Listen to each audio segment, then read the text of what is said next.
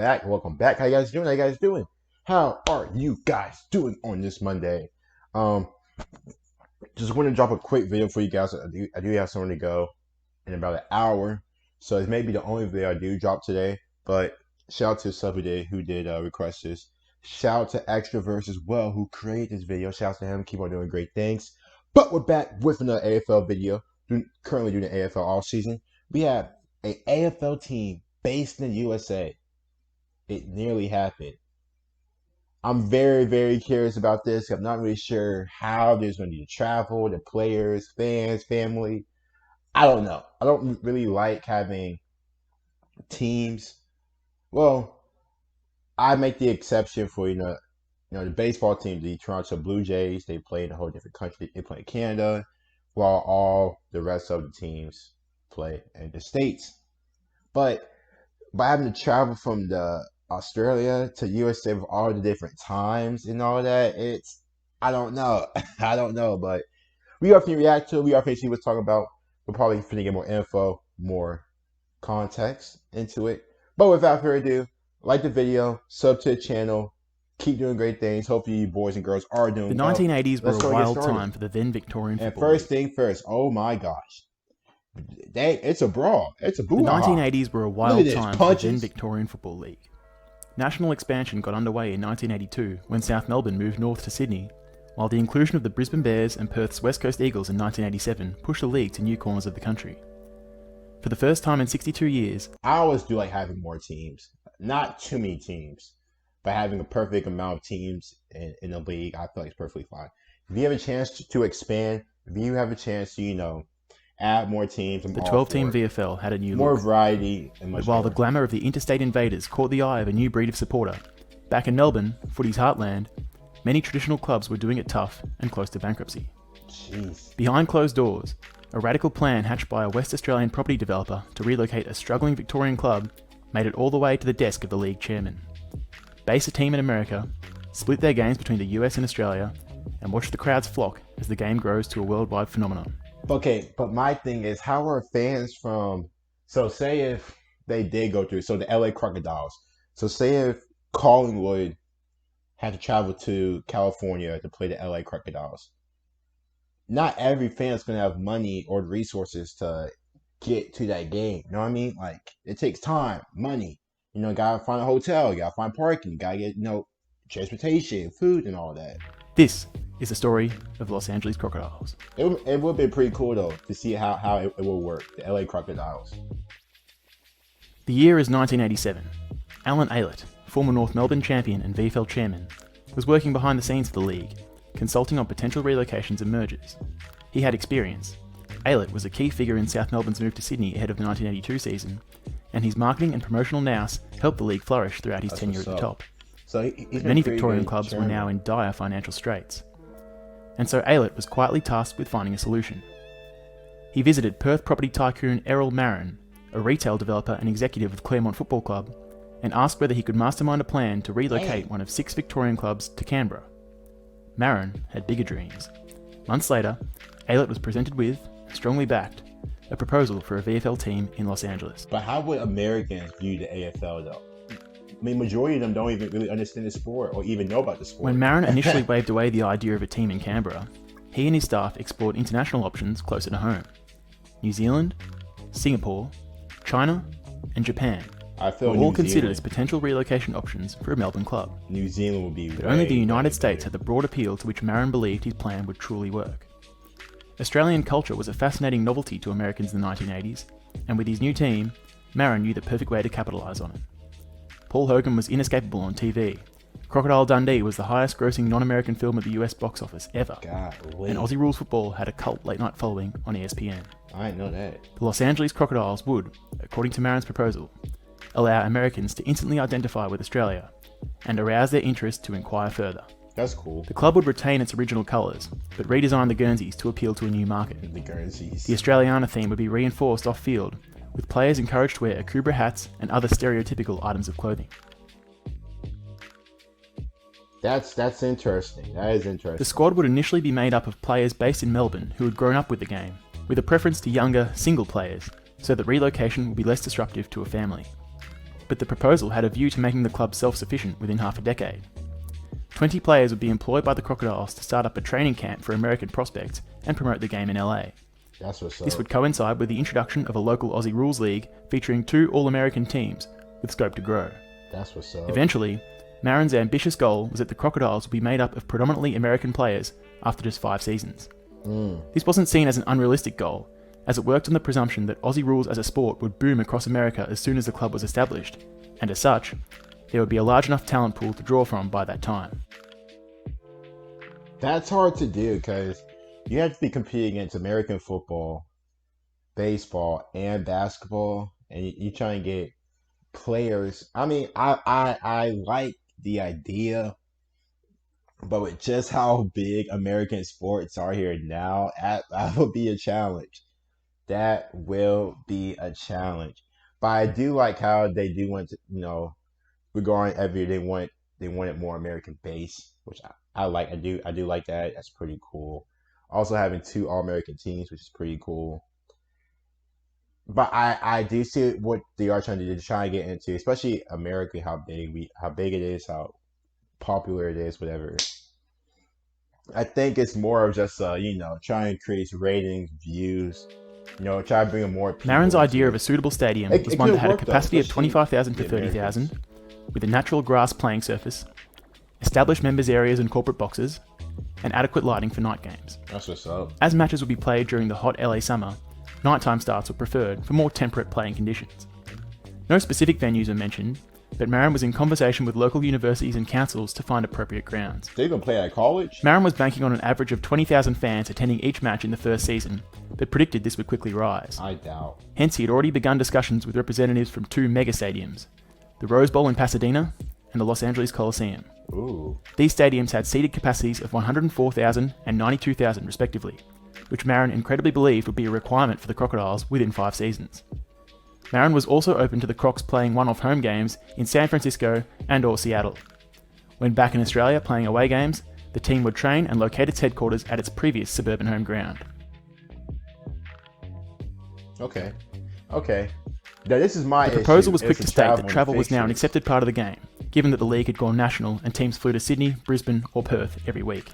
I guess they were trying to soften the blow of a 14-hour flight from Melbourne to LA. Marin had orchestrated a deal with Continental Airlines, who would not only sponsor and service the team, but would also negotiate international fares at favourable prices.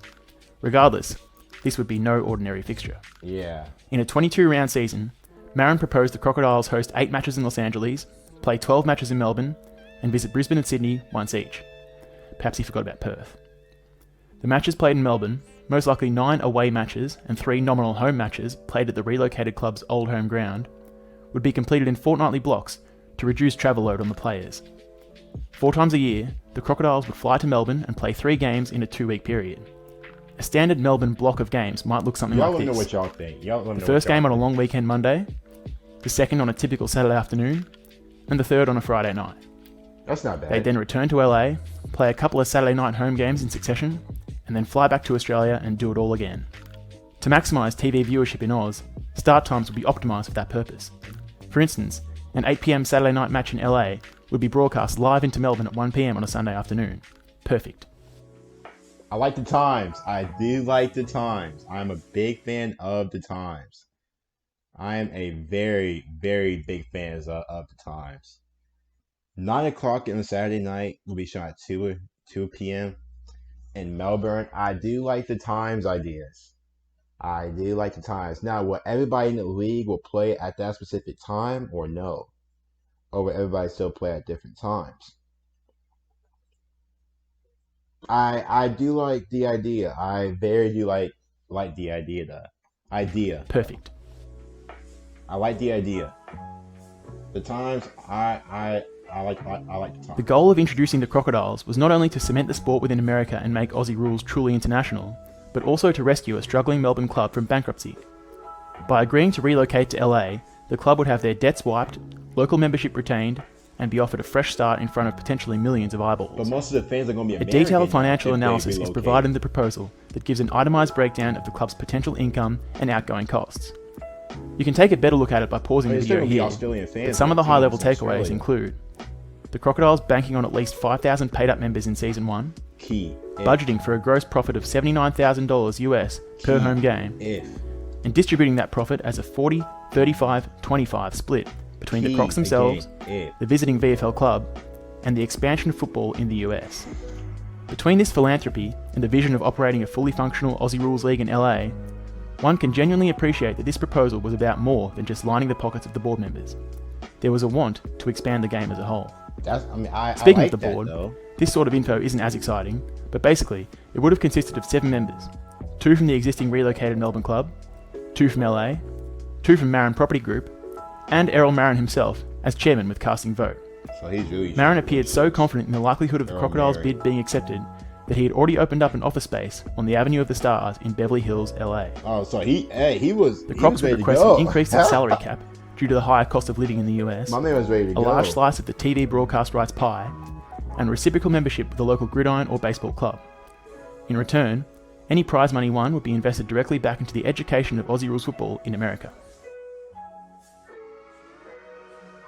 Okay. Again, The proposal doesn't mention good any ideas, specific some VFL club, very good only going ideas. as far as to say that the Crocodiles had discussions with VFL clubs who have expressed strong interest in our proposal. When the Herald Sun revisited the proposal in 2017, it named Fitzroy and Footscray as the 2 most likely candidates to have taken up the offer, as both had crippling debts at the time. This theory is given further weight as the short-lived Fitzroy Bulldogs merger took place in 1989, just 2 years after the Los Angeles proposal.